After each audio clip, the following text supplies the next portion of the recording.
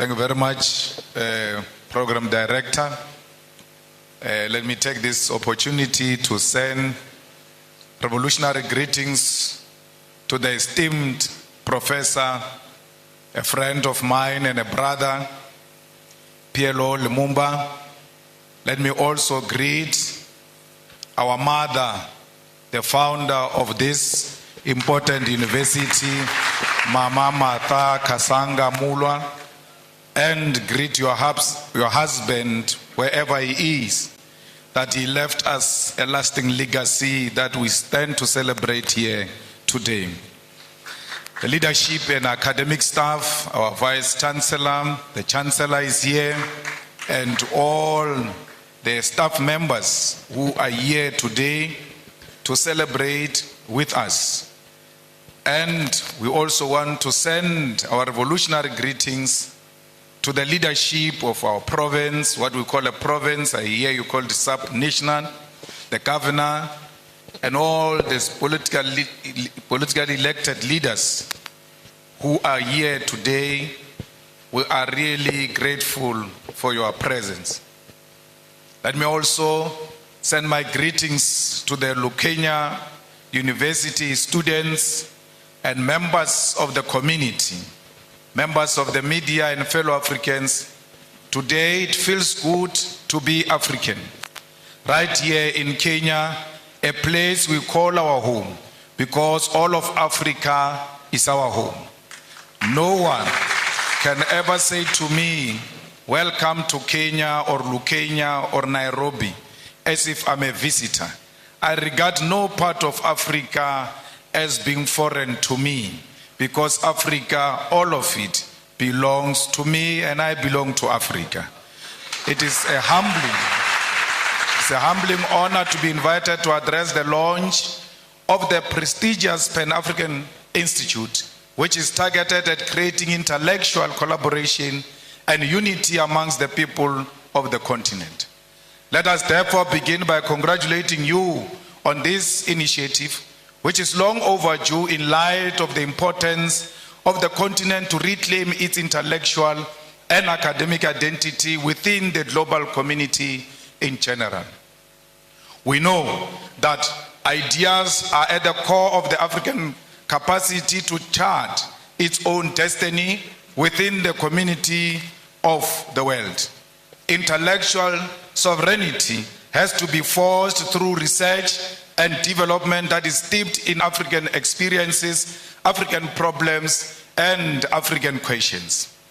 The economics of the African Academy have been part of the modalities of the broad draining of our resources. Because of lack of dedicated funding, many thinkers in the continent are taken in the general brain drain driven by Euro-American institutions. As we have seen over the decades, there is no way Euro-American is going to fund an intellectual project that will see Africa truly become intellectually sovereign. A truly sovereign Africa is a threat to the imperialist establishment that continue to determine the agenda and control of our resources. It is also inspiring to see that our esteemed Prof. Lumumba and those who are joining him in this initiative have chosen our continent, and Kenya in particular, to establish an intellectual research and knowledge institution. Accordingly, our first duty is to call on sons and daughters of the continent, both based here and in the diaspora, to jealously fund this institute and ensure that it create and charts a unique Africa based on an original thought, because we have a duty to chart our own intellectual path. We are also inspired by the fact that the institute concept of pan-Africanism include all people of African descent. That is, those in the continent, the Americas, Caribbean islands, Europe, and Asia.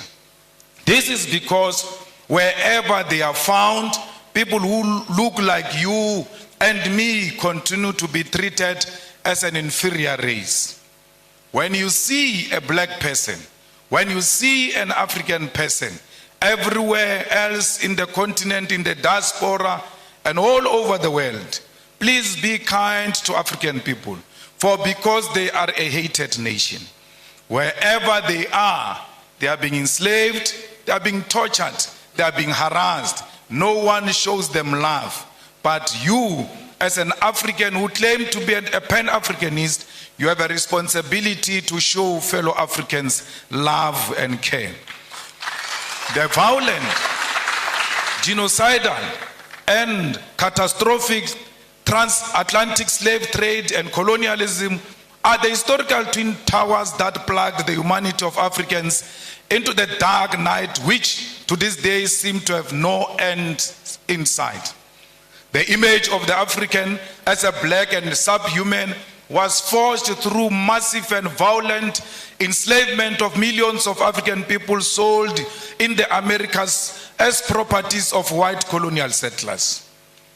In the coastal and mainland villages of West Africa, through the gun, the dogs, and the spears, African communities were plundered, captured against their will, and chained like animals. At the ports of Ghana, those chained, naked, and malnourished bodies of men, women, and children were scaled, measured, and sold for gold, silver, or livestock.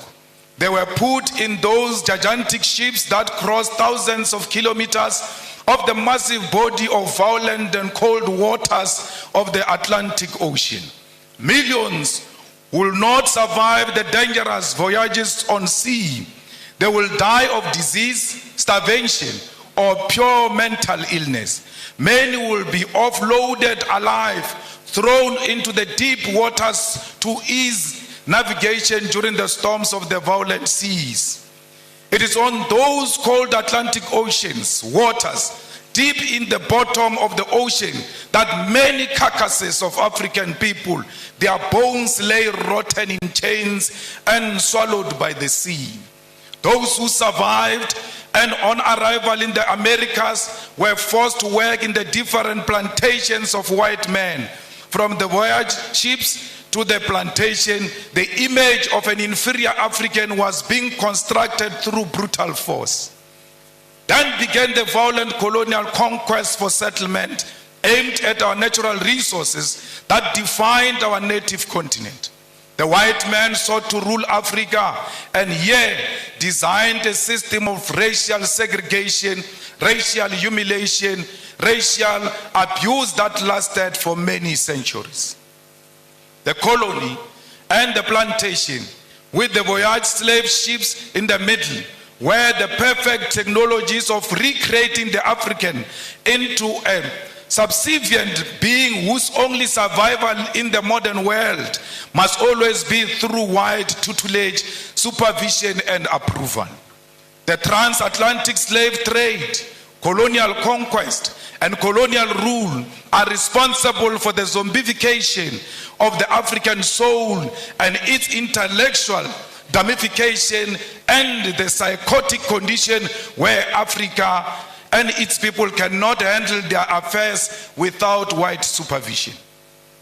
As both an intellectual project and a program of revolutionary change, Pan-Africanism is first the recognition of this terrible history, which by all definition remains a world history that has cast the African into a global identity of inferiority amongst people of the world.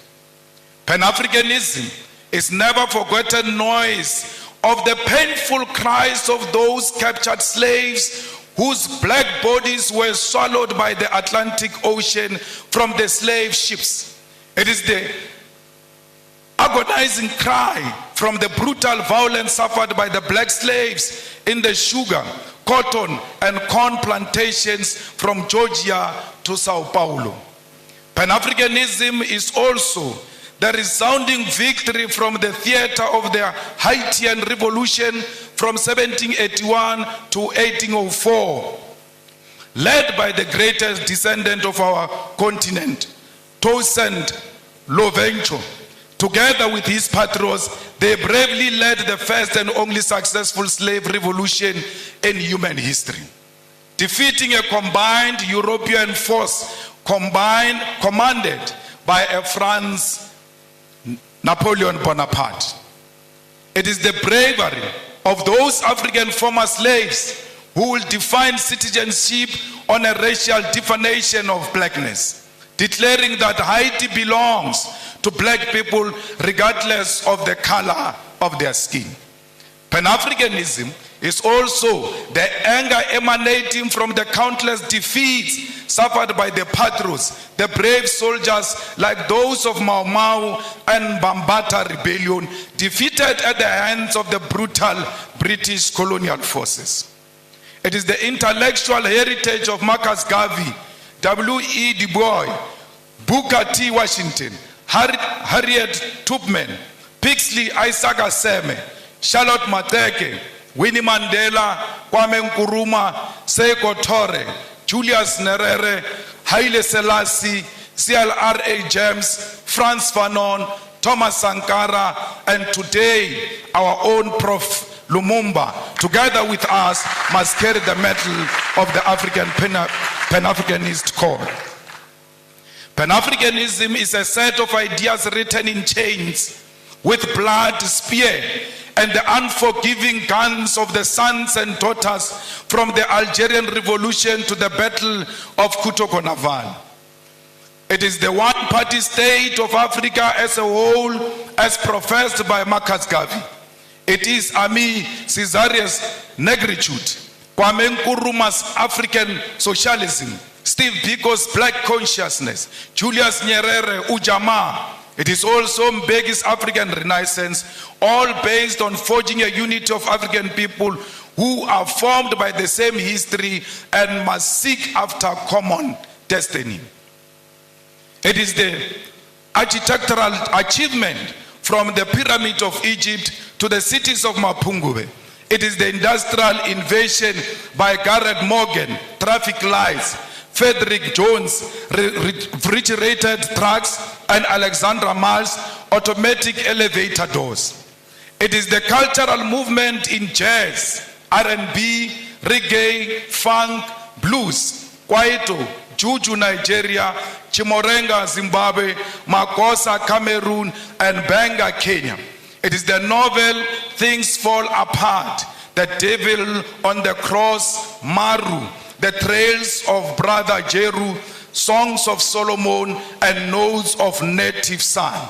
It is the artwork of Gerald Sekoto, Chike Anyako, Oche Okeke, Edmonia Lewis, the religious movement of Bishop Lekhanyane, Manku, and Shembe, the Coptics of Egypt and the Ethiopian Orthodox Christians, as well as Islamic denominations from Tunisia, Nigeria, Kenya, all deserve a place in the rich thinking and knowledge about Africa and its people. It is true that Pan-African call has also been prophetic, carrying important cautions that those who conducted the project for the rebirth of the African continent in the post-colonial context have not heeded to. In the pages of Frantz Fanon, Ratchet of the Earth, lays a critique which, since independent in the 1950s to this day, leaders of African people have failed to give programmatic response to this call. First and foremost, the Pan-African call is a call for African unity, not cooperation, collaboration, or coexistence.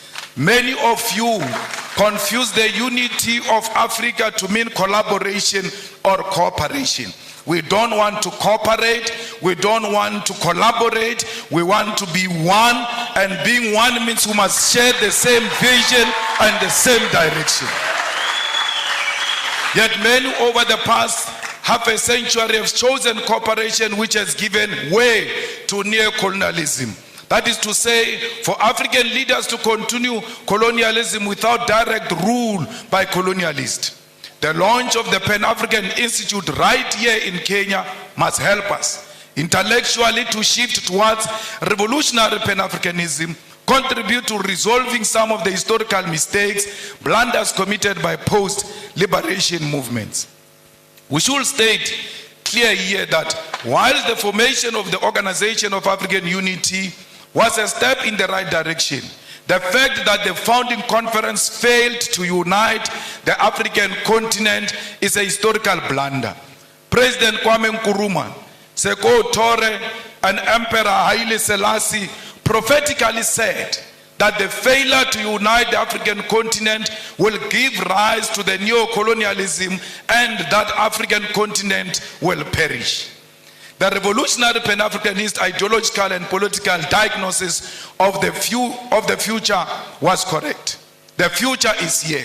50 years later, we know that we remain visitors in our own continent. We know that our resources benefit Euro-American than our own people.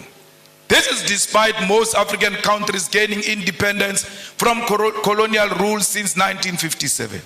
Massive, huge tracts of land, our mineral resources, our animals, our oceans are still owned and controlled by the colonial masters. There are no countries in the entire African continent that have gained full economic emancipation and independence. And this includes Ghana, which was the first to lead the road. Till to date, it can't claim that Africans in Ghana own the means of production. In 2016 report titled The Neo-Colonialism reveals that there are 101 British companies listed on the London Stock Exchange that control an identified 1.5 trillion US dollars worth of resources in Africa in just 5 commodities: oil, gold, diamond, coal, and platinum. This is a very conservative figure since it includes resources listed by only some companies. Many companies do not provide the figures of the resources they control. And majority of these companies that do not tell us what they control and what they own in Africa are found in DRC, because they are the ones who fuel the divisions in DRC. They are the ones who fuel the fight in DRC, and they are stealing the resources of DRC because they know there is no proper accountability for such resources. The War on Want report on neo-colonialism further illustrates that the fact that these 101 companies control and own the following key resources on our continent: 6.6 billion barrels of oil, currently worth 276 billion US dollars. They control 79.5 million ounces of gold, worth 119 billion US dollars. They control 699.3 million carats of diamonds, worth 134 billion of US dollars. 3.6 billion tons of coal, worth 216 billion US dollars. 287 million ounces of platinum, worth 305 billion US dollars. These are the numbers that reflect British neo-colonialism in the African continent. I've not spoken about what French companies are doing. The Portuguese continue to play a significant role in the economy of Mozambique and Angola. The French continue to micromanage all the countries that were their colonies, except the recent liberated zones of Mali and Burkina Faso. Comrades, the French are brutal to a point that post-colonialism, they still make certain African countries to pay colonial tax to France. The French are brutal because some of their former colonies, their reserve banks are still in France. They are not in control of their own economy, yet they claim to have an independence. We, as progressive pan-Africanists, must fully associate with and support all revolutionary actions of fighters who are removing puppets of French imperialism from political office and power. Not all these actions are revolutionary, because we must be careful of French-sponsored coups in Africa, where we think there is a revolution taking place in Guinea-Conakry, only to find that there is a French puppet who seeks to replace those who were there before. There is nothing revolutionary about the Guinea-Conakry coup. We ought to separate that there can never be a revolutionary coup that reinforces French imperialism on African soil. Anyone who comes into political office under the pretense that they are fighting a French puppet while knowing they are the French puppet themselves must be isolated by progressive pan-Africanists. All French soldiers and military must leave the African continent, and this also should apply to neo-colonial military bases, including the African Command Center of the USA. We don't want the army of America, we don't want the army of France here, we don't want the army of anyone. We want African army on African soil. The Pan-Africanist Institute should therefore provide ideological, political, and technical weapons to all progressive forces of the African continent to fight against colonialism. There is a political trend that is being accepted by African heads of state and government, where one country convenes all 54 heads of African states and government. The United States of America, France, China, Russia, and United Kingdom convene all 54 heads of states and government for a meeting, and they all go following each other like Casey and Jojo as heads of states to listen to one head of state, 51 of them. Sometimes they disrespect them to a point where they put all 54 heads of states of Africa in a school bus to go and listen to one head of state. What happened to these men? Because all of them, majority of them are men. What happened to these fathers who go and bow combined to one man? Even if he's Putin, why would they all follow each other and go and listen to one person? What happened to their dignity and their authority as leadership?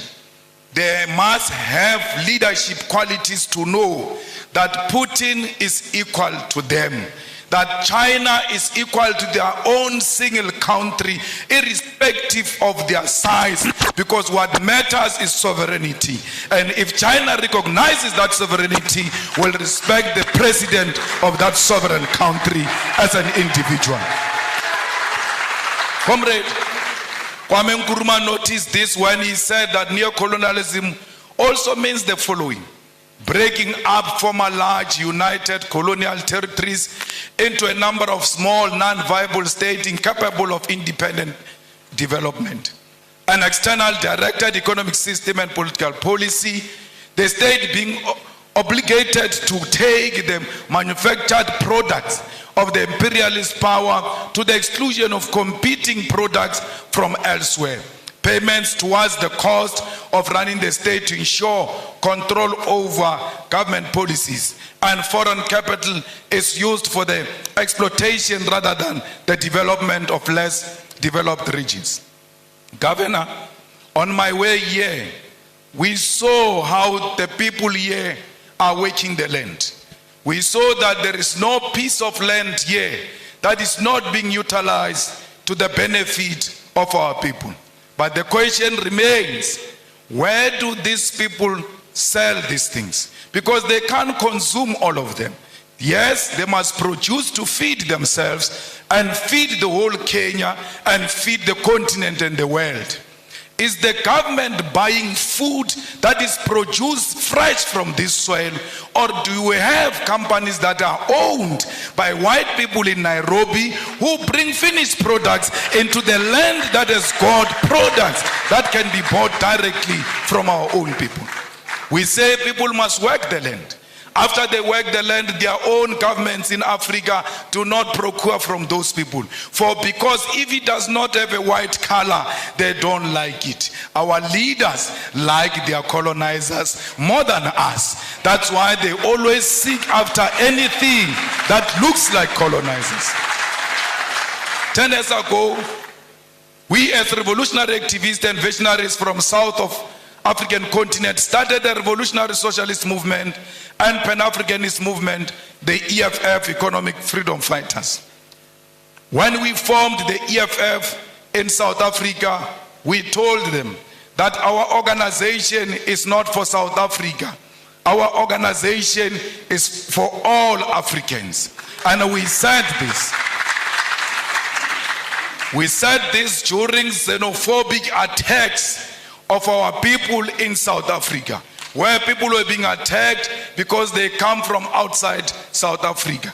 We chose to side with our people because we're necessitated by the fact that we love ourselves. And if you love yourself, you'll see a person from Tanzania in you. You'll see a person from Nigeria in you, because we are one thing. We as the economic emancipation movement did not only say we are pan-Africanist. In one of our cardinal pillars, we said South Africa must engage in massive investment of economic development in Africa. Because if you keep on saying people are coming to South Africa, are looking for jobs, are going to take jobs from us, we can stop this thing of people coming to South Africa. How do you do it? Go and build massive economic development in African countries so that people can stay where they are and they can feed themselves from where they are. No one wants to leave his own home into some strange place. We leave our homes because we are searching for greener pastures. If there is an ESCOM in South Africa which is failing to give us electricity, but when it was well and still running according to how we wanted it, ESCOM had the capacity to electrify the whole of Africa. Why are you not going into the African continent and electrify the whole of Africa? Why is there no train that moves from Cape to Cairo, making sure that trade in Africa and movement of goods and persons is easy? Because if we do that, there's no one who can leave Lusaka to go and stay in South Africa. They can get into a train, go and do what they want to do in South Africa, and come back home and develop their own countries. We must make sure that this Africa is linked together. We must violently demolish the borders that exist between our countries, because those are not our borders. You cannot worship a border between Tanzania and Kenya and come and sit in this hall and say you are a pan-Africanist. A pan-Africanist means the first task is to get rid of colonial borders so that we bring Africa together in practical terms. I don't know if President William Ruto means it, because he said so many things and I can't locate him these days, because the things he said during election and the things he's doing now are two different things. I don't know, because I heard him saying we need to do away with the dollar and build our own currency. But his actions are not speaking to anything of doing away with the dollar. The latest being putting a red carpet for a murderer, a person who killed the Kenyan people, coming into this country, receiving a red carpet and being saluted by our own army. This is not a Kenyan army, it's not a colonialist army. The Kenyan army is a product of the Mau Mau rebellion, and those who killed our people in the Mau Mau rebellion cannot be saluted by the same army of the children of those who were killed during Mau Mau rebellion. We have a duty to stay true to the cause. We have a duty to remind the King and Britain of what they did to us. Indeed, he shows no remorse. He says this was bad, it shouldn't have happened. But he runs short of, I apologize, I am sorry. He will never say he is sorry, for because he thinks that his race makes him superior and he's not qualified to apologize to those who are junior to him. We call upon the Kenyan government to be firm and to decide what they want to be. Do they want to be pan-Africanist, or do they want to be proponents of neo-colonialism? You can't have it both. Only one call must be made, and that call is of pan-Africanism. It's not easy being a pan-Africanist, for because the mindset of our people is so colonized, they are going to isolate you. They are going to look at you as if you are a mad person.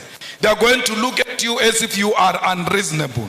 But it is a cause worth pursuing because of the generation that came before us. We don't want visas. We want one currency for Africa, because our currency can be more powerful than the pound and the dollar combined, because London has got the biggest storage of gold, yet they don't have a single smallest mine of gold. Their economy is based on our minerals, and if we safeguard our minerals and protect them and say out of these minerals we are producing a currency that is going to compete internationally, we stand a good chance. We need African Central Bank.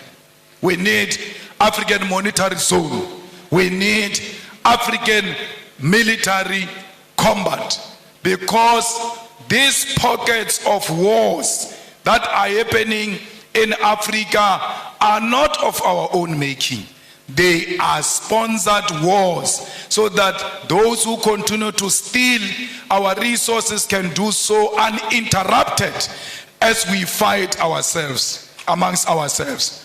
So we need a military, a common defense system, the African High Command that will ensure the stability and security of Africa.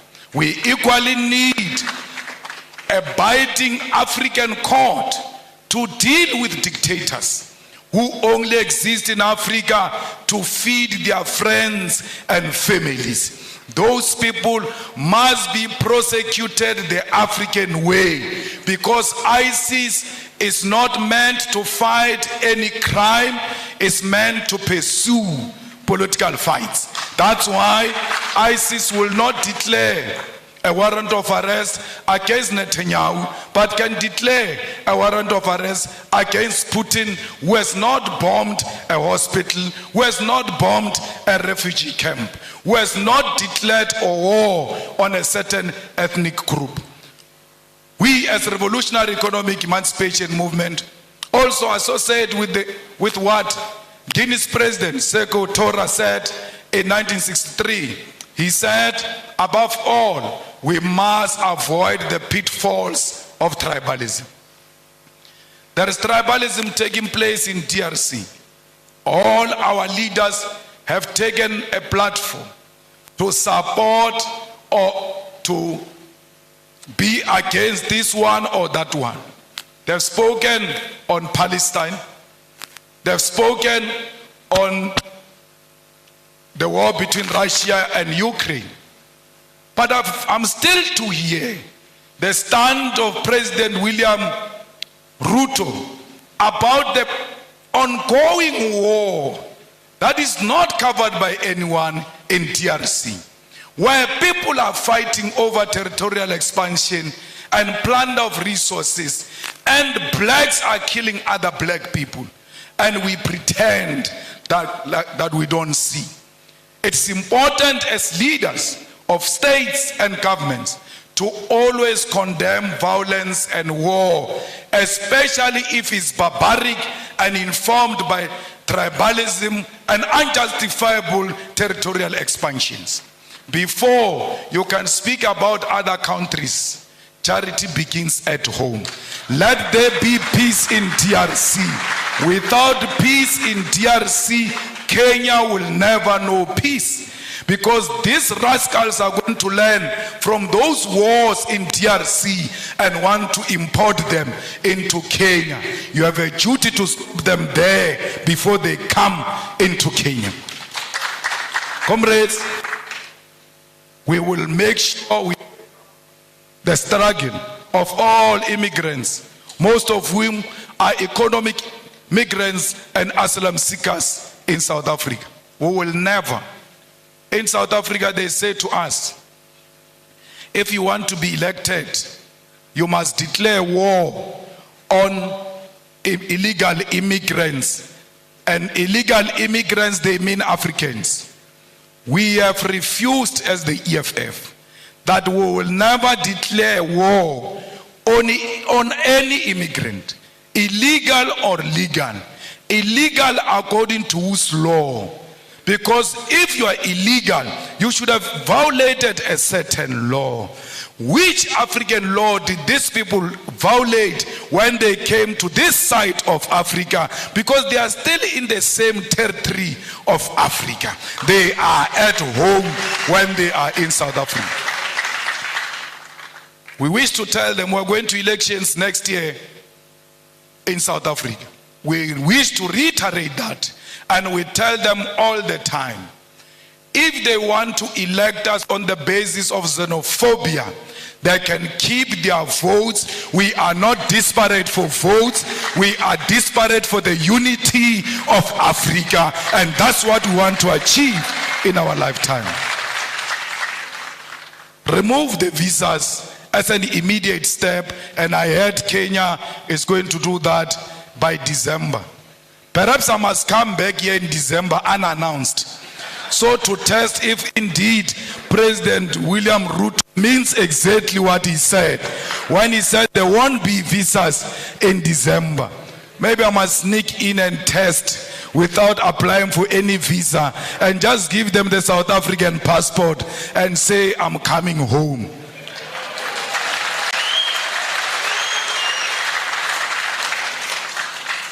Mama, we want to commit in front of you and all the dignitaries who are here and the students that this Pan-African Institute will be supported by the EFF. We will ensure that indeed it has got a home in South Africa.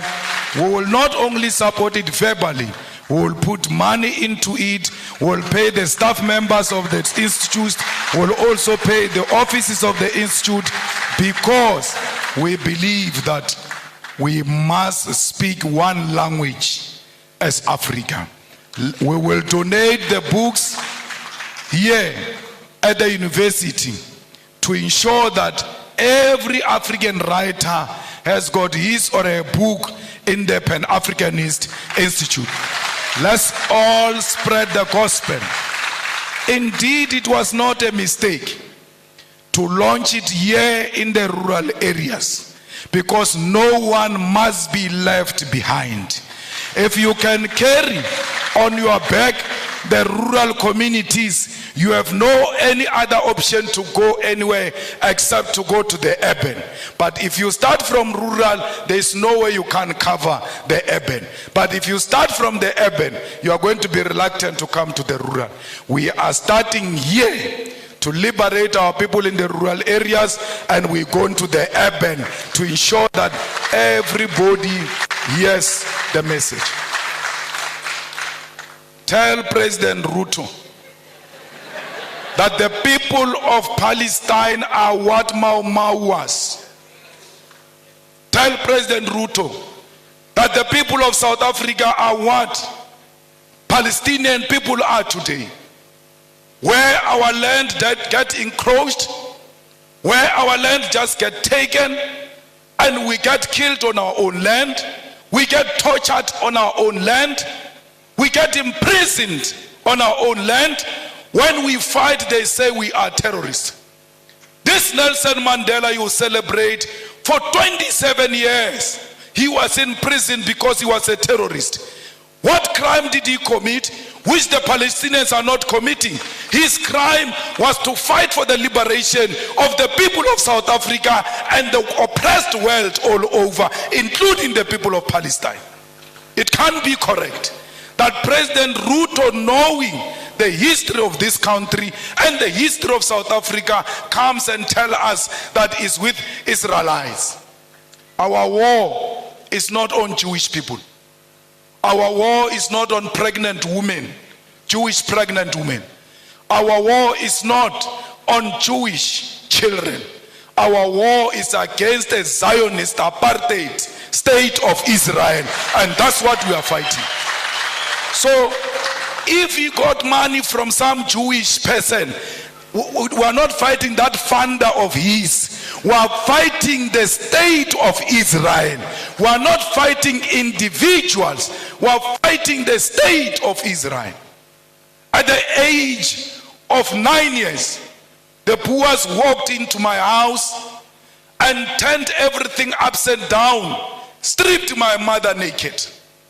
When I see what those children of Palestine are going through, I can immediately relate that this is what apartheid looks like. We cannot be pan-Africanist if we can't associate with the oppressed nation.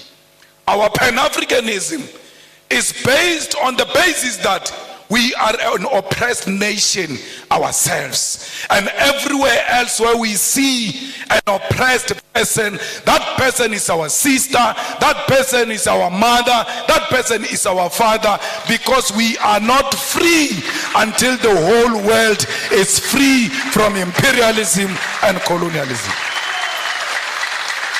I don't know if you'll regret inviting me after this. But my problem is that I tell my truth as is, and I say it to authorities without fear or favor. Till today, no one has ever sued me legally successful. Till today, no one has imprisoned me, because you can't imprison or sue the truth. The truth will always prevail. Comrades, we must make sure that as we live here, our sympathy is with the oppressed people.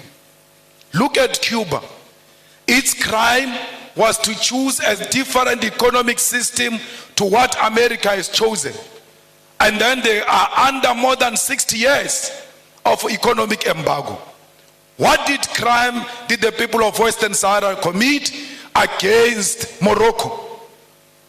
We are at the center of speaking the truth as a Pan-Africanist institute, because we've got the ear of the continent and the diaspora and the whole world. And this organization we are launching today, Prof, will live forever and ever, because you only speak the truth yourself to power. And you always make us politicians to want to check if indeed we are still on the right track. So an institution established by a person like you, we are guaranteed that it will live for long and it will live for generations to come. That's why we are proud to be here. I was not brought by a plane here. I was not brought by a car here. I was driven by the spirits of those people who were dumped in the oceans. And when they were dumping them in the oceans, their cries are still crying loud till today. They did not dump them in the ocean only. They dumped them chained on their hands and their feet, and they could not fight. When the sharks were eating them in those oceans, they could not fight. Even if you know that today I'm going to die, but it is always good to die fighting. That you must hold the shark even when you know it's going to swallow me. I must die fighting. Those people who died in the ocean said to me, you ought to arrive there. For because what you guys are going to start there is that which is going to seek reparations for us. As you leave this place and going back to your home, remember the people who died in the plantation, beaten, treated like dogs. Remember all of those slaves that asked for help and they never found help. But you must say to them in spirit, the help has arrived. And that help we declare today that will fight the battles of the heroes and heroines of Mau Mau, of Mbambata rebellion, of the slaves. This Pan-Africanist Institute must be at the center of demanding reparations for all the suffering Africans have gone through because of colonialism. We must teach our people that we are not beggars. When we ask for reparation, we are not asking for donation. We are asking for what was stolen from us to be returned so that we can prosper and become a better nation. Thank you very much. Like it.